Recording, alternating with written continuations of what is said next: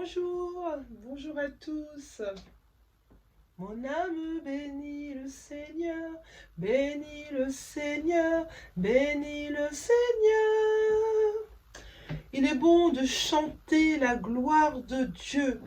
Vous savez, quand on a des blocages, des attaques, des afflictions au travail, dans la vie de tous les jours, peu importe d'où ça vient, mettez-vous à chanter la gloire de Dieu, mettez-vous à louer Dieu et vous verrez les chaînes vont se briser, les chaînes se brisent à l'occasion quand vous chantez, les chaînes se brisent, la gloire de l'Éternel vient sur votre vie.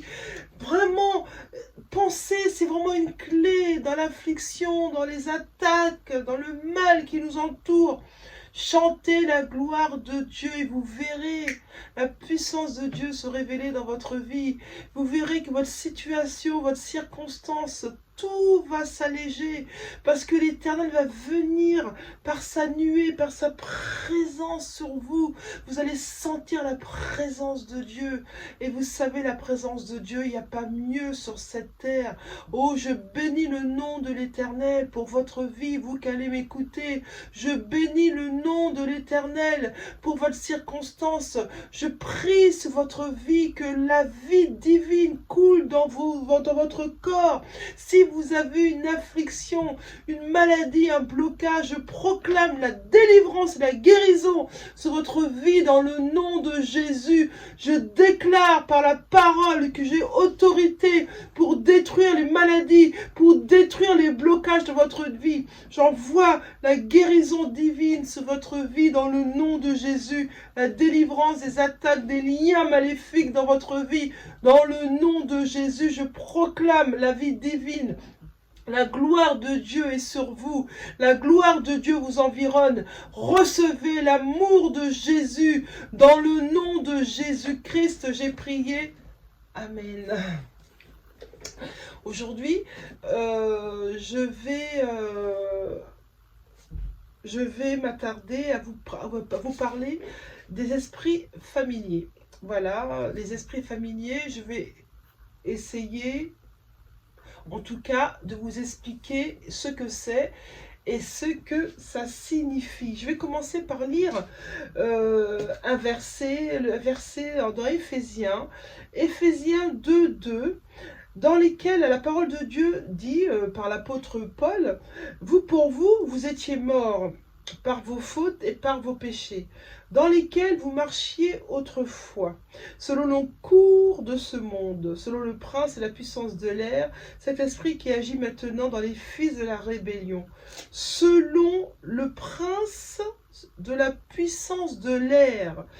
Cet esprit qui est le prince de la puissance de l'air, qui agit maintenant parmi les fils de la rébellion. Alors, l'esprit de la puissance de l'air, sachez que nous parlons du diable, nous parlons du démon, de Satan, et Dieu dit que ceux qui ne sont pas encore à lui, qui n'ont pas été vers lui, qui n'ont pas encore fait une repentance, qui n'ont pas été dans son amour, dans sa présence, que je ne parle pas de religion, je parle de tous les êtres humains, que ce soit des catholiques, que ce soit des protestants, que ce soit des témoins de Jéhovah, des mormons, que sais-je encore, Dieu aime tout le monde, que ce soit les personnes qui font des choses abominables, qui a été aboli par Dieu lui-même dans sa parole. Je ne vais pas les citer, mais vous savez, si vous faites quelque chose d'abominable, vous allez vous reconnaître.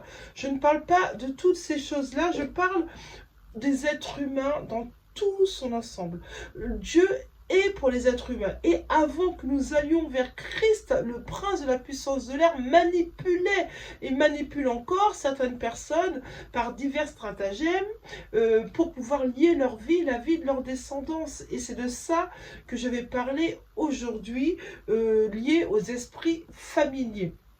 Vous savez, avant que nous connaissions Christ, nous tous, moi la première, nous n'avions pas la révélation de ce que Christ a fait dans notre vie. Nous avons eu cette révélation de par notre appartenance à Christ, en confessant nos péchés, en déclarant par notre bouche que nous appartenons à Jésus, que nous voulons être avec Jésus.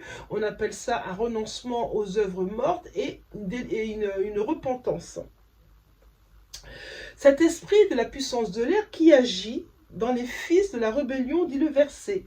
Il agit dans les fils de la rébellion. Les fils de la rébellion, c'est tous les autres qui n'ont pas accepté Jésus, qui pensent qu'ils peuvent faire une vie sans le Christ par divers courants New Age, physique, de respiration, de bien-être, dans la psychologie, dans le yoga, au niveau 3, parce qu'il y a différents stades dans le yoga, mais il y a le yoga, plus vous avancez dans cette discipline, plus il y a des choses qui se mettent en place, et ces choses-là sont d'ordre spirituel, bien évidemment, mais spirituel au niveau des portes du diable, parce qu'il y a un niveau de conscience que l'être humain ne doit pas approcher, parce que c'est Dieu qui dirige, qui maîtrise ce niveau spirituel.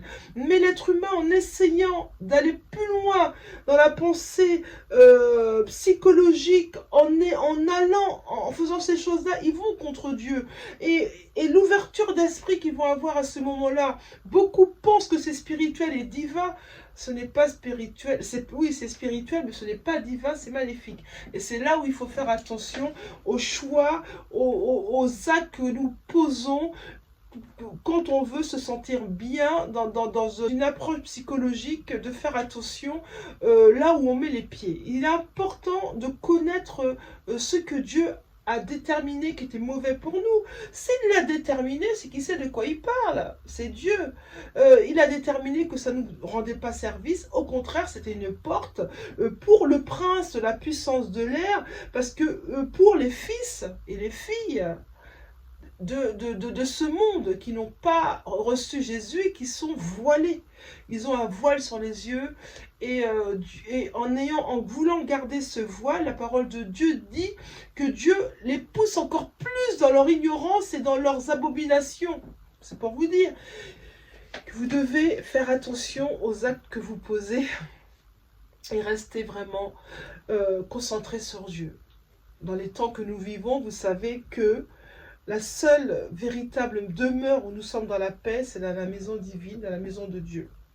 Alors, qu'est-ce que c'est un esprit familier? Un esprit familier, c'est un démon. C'est un démon de divination qui devine les choses au travers d'un sorcier pour conjurer les sorts. Et ça peut être un sorcier ou un guide spirituel, occultiste, exactement. Dans l'ancien temps, ce nom venait d'une génération d'esprits qui fournissaient à des familles des connaissances surnaturelles. Les possessions du monde, le succès par exemple, la sagesse, le spirituel, et on pensait que cet esprit familier appartenait à une lignée familiale, parce que effectivement il travaillait uniquement dans une famille. Donc, ils étaient adorés et consultés pour une direction divine de révélation au sein de cette même famille. On appelle ça un esprit familier, c'est-à-dire qu'ils sont vraiment au courant de tout ce qui se passe autour de cette famille, autour de tous les héritiers de cette famille. Et les héritiers, ça peut être très vaste, hein, les enfants, les petits-enfants, les arrière-petits-enfants, les arrière-grands-parents. Et quand il y a un esprit familier qui est rentré dans une famille, vous savez, il ne sort pas comme ça. Parce qu'il y a eu un pacte de fait vis-à-vis de Satan et de ses sorciers. Et ce pacte, il faut le défaire dans le nom de Jésus, il faut le briser, annuler ce pacte pour pouvoir être libéré de cet esprit familier. Le spiritisme, la nécromancie et les révélations psychiques étaient crues à l'époque comme provenant de certains membres de la famille, possédant des dons venant d'un médium. On reçoit par ces pouvoirs, c'est des démons, que Satan a assigné à une lignée familiale et Satan en profite pour lier et pour détruire des vies par cette lignée familiale. Alors on va lire un verset biblique, je vous le dis, c'est Lévitique 20, 17. Lévitique 20, 17. Les esprits familiers sont très dangereux. Pourquoi ils sont dangereux? Parce que justement, ils sont là depuis des générations et des générations et on n'y prend pas garde. Si un homme prend sa sœur, sa fille de son père ou la fille de sa mère, s'il voit sa nudité et qu'elle voit la sienne, c'est une infamie, déclare Dieu. Ils seront retranchés sous les yeux des enfants de leur peuple. Il a découvert la nudité de sa sœur, ils porteront la peine de son péché. Dans ce verset, dans Lévitique, Dieu s'apprête à nous expliquer ce qui fait rentrer en fait des esprits familiers dans nos familles, dans notre vie. En l'occurrence, dans ce verset que je viens de lire, quand on a des rapports sexuels consanguins dans notre famille, ça ouvre la porte des esprits familiers. Si nous voyons une nudité de notre père, volontairement j'entends, hein, parce que maintenant il y a des accidents, maman peut sortir de la salle de bain ou papa, il n'a pas eu le temps de mettre la serviette, il y a l'enfant qui voit.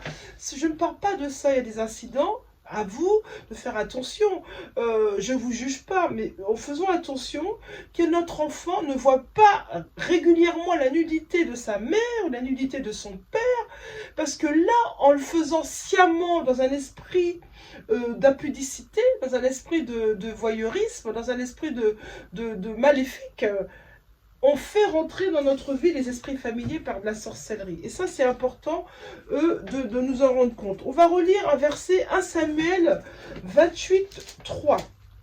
La parole de Dieu déclare, Samuel était mort. Samuel était mort. Tout Israël lui avait fait des funérailles et on l'avait enseveli à Rama, dans sa ville. Saul avait éliminé du pays ceux qui invoquaient des morts et ceux qui prédisaient l'avenir. Saul, le roi d'Israël, avait demandé sur ordre de Dieu d'anéantir tous ceux qui prédisaient, qui évoquaient des morts et qui prédisaient l'avenir. Parce que déjà à cette époque, Dieu avait déclaré que c'était une chose mauvaise pour son peuple et pour les générations qui suivent. Donc il y a des familles, alléluia, je rends gloire à Dieu Seigneur. Pour les familles qui avaient consulté des voyants, des médiums, même encore aujourd'hui, parce que ce que Dieu a décidé à cette époque-là, c'est encore valable aujourd'hui. Et c'est des familles qui vont voir régulièrement des voyants ou qui l'ont fait dans le passé et qui n'ont pas fait une repentance, qui n'ont pas demandé à Dieu, pardonne-moi. C'est quoi une repentance? C'est dire, papa, je te demande pardon, je suis parti voir il y a quelque temps un voyant, un marabout, j'ai fait un pacte avec lui pour avoir la femme du voisin, pour avoir la fille du copain de papa, enfin, quoi que vous avez fait, il n'est jamais trop tard de faire une repentance au pied du Maître, qui est Jésus. Vous savez, Dieu est juste et bon pour nous pardonner. Dieu est juste et bon pour nous pardonner. Alléluia, gloire à Dieu. Oui, il va nous pardonner. Mais il faut, de ce fait, que vous alliez vers lui d'abord. Il faut faire d'abord un pas vers Dieu. Le pas que vous allez faire, assurément, il sera bénéfique pour vous. Il sera bénéfique. On va lire à nouveau 1 Chronique 10, 13, dernier verset. Vous savez, la parole de Dieu, elle est formidable, elle est bonne, elle nous fait du bien, elle guérit notre âme, elle guérit notre corps de maladie, elle nous restaure, elle nous met d'être victorieux dans toutes les attaques de l'ennemi. C'est la parole de Dieu qui fait ça. La parole de Dieu, elle est vivante, elle est efficace, elle est à double tranchant, elle transforme, elle scelle les moelles, les jointures, elle fait des choses incroyables. C'est la parole de Dieu qui fait ça. Il serait dommage de vous en priver de la parole de Dieu. 1 Chronique 10, 13. Saul mourut par suite de l'infidélité dont il se rendit coupable envers l'Éternel. Alléluia, gloire à Dieu.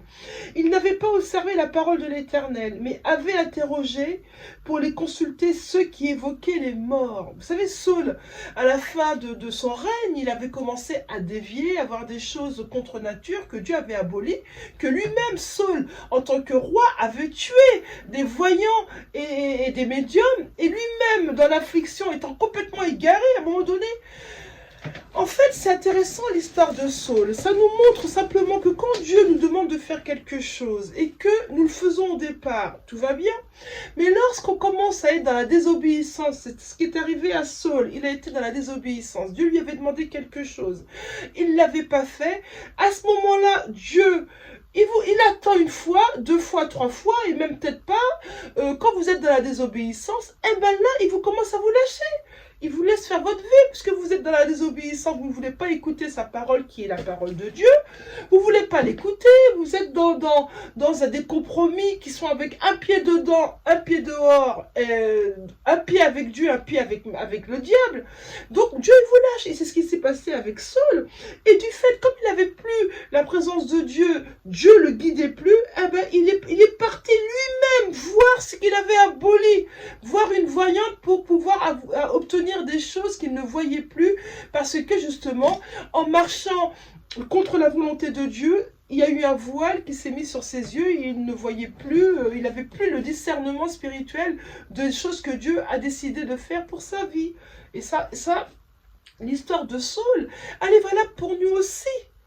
Parce que nous avançons avec Dieu pour ceux qui ont décidé de le faire. Parce qu'il y en a qui ne décident pas de le faire, qui décident de marcher hors de la présence de Dieu. Quand nous avons décidé de marcher avec Dieu et pour une raison, pour une autre, il nous arrive de quitter la présence de Dieu et d'être manipulé par le diable. Parce que souvent c'est le diable qui nous manipule. Vous savez, Dieu ne prête pas sa gloire. Voilà, c'est ça. Dieu ne prête pas sa gloire, il ne va pas se concilier, être à côté de vous quand il y a le diable qui vous manipule. C'est à vous de prendre conscience qu'il faut dire non. J'arrête de faire mon péché, j'arrête de voler, j'arrête de forniquer, j'arrête de mentir, j'arrête de voler. Quand vous prenez cette décision, Dieu acte cette décision et s'occupera de vous. Les esprits familiers sont des nécromanciens parce que leurs mots et leurs révélations ne viennent et ne peuvent provenir du Dieu vivant. Impossible. Les esprits familiers agissent dans la vie des personnes qui leur a été consacrée, bien sûr, depuis leur conception des fois. Des enfants naissent, ils n'ont rien demandé à la vie, paf, ils sont déjà embourbés par un esprit familier parce que leur famille a fait des choses qui n'ont pas plu à Dieu, ou qui ont fait des choses qui ont fait des pactes avec Satan, ou les personnes livrées selon l'alliance faite par leurs ancêtres. Vous savez, c'est terrible. Des gens aujourd'hui qui viennent nous voir. Oh, mais je comprends pas, Ernestine, j'ai jamais rien fait dans ma vie, je n'ai fait aucun malheur, j'ai toujours respecté mon prochain. Ils n'ont pas la révélation qu'en fait, oui, eux, ils n'ont rien fait, les pauvres, j'ai envie de dire. Mais sauf que papa ou maman, ou l'arrière-grand-papa, ou l'arrière-grand-maman, ou le cousin, la cousine, enfin, un membre de leur lignée familiale a fait un pacte, a fait des choses contre nature, ça coule sur les enfants. Ça coule, et ça, c'est comme ça qu'il y a des liens. Il y a des liens maléfiques, il y a des liens qui coulent sur ces enfants qui n'y sont pour rien. C'est à vous d'avoir ce discernement et de comprendre comment vous délier de ces chaînes. Le sujet mot familier vient d'une racine, de la racine famulus en latin. Ça définit un gardien. Vous vous rendez compte? Un gardien. L'esprit familier, c'est un gardien de votre famille, de votre vie. Cela se réfère à un esprit de servitude, assigné à une famille, un esprit de maison, un esprit ancestral. Le mot expressif par esprit familier dans la Bible est le terme ob, obé. Ça définit celui avec qui ou celui qui conduit par l'esprit du Père. Comme des esprits de déception, ils prétendent servir des êtres humains avec leur génie, mais en réalité, ils cherchent à vous posséder, à vous manipuler, en leur permettant d'avoir leur position et leur domination dans la lignée de famille. Vous êtes dans la tristesse, le père, la mère, ça coule sur vous, ça coule. On ne comprend pas pourquoi. Hop, le fils qui est né il y a 17 ans, ben, il a envie de se tuer. Il a envie de se tuer, il a des idées morbides. Et il se suicide. On se dit, mais pourquoi? Il avait tout pour réussir. Il avait l'argent, le confort. On ne comprend pas qu'il y avait un esprit familier qui jouait contre lui et qui n'a pas été brisé dans le nom de Jésus. Il y a d'autres personnes, des enfants, qui ont des parents, rien, aucun reproche d'apparence. Ils se scarifient, ils se torturent le corps, on ne sait pas pourquoi. Mais moi je vous dis pourquoi. Il y a un esprit familier qui réclame vengeance dans leur vie et qui les lie. Il faut avoir le discernement de ce qui se passe dans le milieu spirituel. Les esprits familiers, excusez-moi, sont liés à la généalogie de votre famille. Ils oppressent, ils vous possèdent comme si vous étiez leur esclave. Les esprits familiers sont représentés comme la puissance qui gouverne et qui détermine les affaires nationales et de grandes sociétés. Des grandes sociétés qui ont pignon sur rue, je ne vais pas les citer. Vous en connaissez quelques-unes. Mais il y a des esprits familiers qui dirigent des grandes entreprises qui nous dirigent nous-mêmes, où nous sommes abonnés. Nous devons avoir la révélation de ce que Dieu veut pour nous. C'est bonheur, paix, amour. Vous savez, le diable est un menteur. Le diable vous fait croire qu'à un premier temps, il va vous bénir en pactisant avec vous quelque chose de terrible. Mais n'oubliez jamais que le lien qui a été créé par Satan lui-même avec vos ancêtres ou vous-même, ça coulera sur vos enfants, ça va même couler sur vous. Ne croyez pas que vous allez mourir tranquillement dans une paix bénie, hein. Non, mais c'est juste pas possible. Vous mourrez pas béni, vous mourrez pas d'une meilleure manière, parce que le diable vous fait croire qu'il va vous protéger, mais le diable est un menteur, il ne vous protégera pas. Il vous laissera tomber, parce que lui-même, il est à 2 doigts de finir. Vous savez, le temps de Satan est court. C'est dans la Bible. Jésus viendra récupérer son église, Jésus viendra sauver tous ceux qui leur avaient appartenu à Christ et qui ont décidé de marcher avec Christ. Jésus viendra, il l'a promis. Il l'a promis et nous croyons, nous chrétiens, que la parole de Dieu est vraie et véritable. Nous ne doutons pas, nous avons la foi. Nous avons l'espérance et nous avons la foi que la parole de Dieu est vraie. Je vais faire une prière pour ceux qui veulent, pour la fin de cette vidéo, qui j'espère vous a été instructive. Au nom de Jésus, je défais toute famille qui a une malédiction ancestrale où règne l'esprit familier. Je détruis dans votre vie tout esprit familier. J'amène à la révélation dans votre vie que vous ayez la perception des esprits familiers qui travaillent dans la vie de vos enfants, dans votre propre vie. Je détruis, je coupe les chaînes de la servitude de cet esprit familier dans votre famille dans le nom de Jésus. Je commande qu'il soit brisé et j'ordonne dans le nom de Jésus que cet esprit familier sorte de votre vie dans le nom de Jésus. Que tout esprit familier sorte de votre vie dans le nom de Jésus. Il sort de votre vie dans le nom de Jésus. J'ordonne que tous les démons associés à eux sortent dans le nom de Jésus. Je vous sépare de tout esprit familier dans le nom de Jésus. J'enlève les chaînes de la servitude, j'enlève les chaînes de livret qui vous lient à tout esprit familier dans le nom de Jésus. Je brise et je renonce, faites sa prière, je brise et je renonce à tout esprit familier dans ma vie dans le nom de Jésus. Je brise, vous faites cette prière pour vous, vos enfants, je brise et je renonce à tout esprit familier sur ma vie, sur la vie de mes enfants, dans le nom de Jésus-Christ. Père, au nom de Seigneur Jésus-Christ, je prends autorité, vous prenez autorité sur tout voyant, sur tout marabout, sur toute personne que vous avez été voir, qui vous a induit en erreur dans le nom de Jésus. Toute impudicité, tout mariage consanguin, je brise cela dans votre lignée familiale dans le nom de Jésus. J'envoie la paix divine de Dieu dans votre vie. Je vous bénis dans le nom de Jésus-Christ. J'ai prié. Amen. Si vous voulez, vous avez besoin d'autres prières un peu plus précises, n'hésitez pas à me laisser un commentaire, je vous l'enverrai. À bientôt.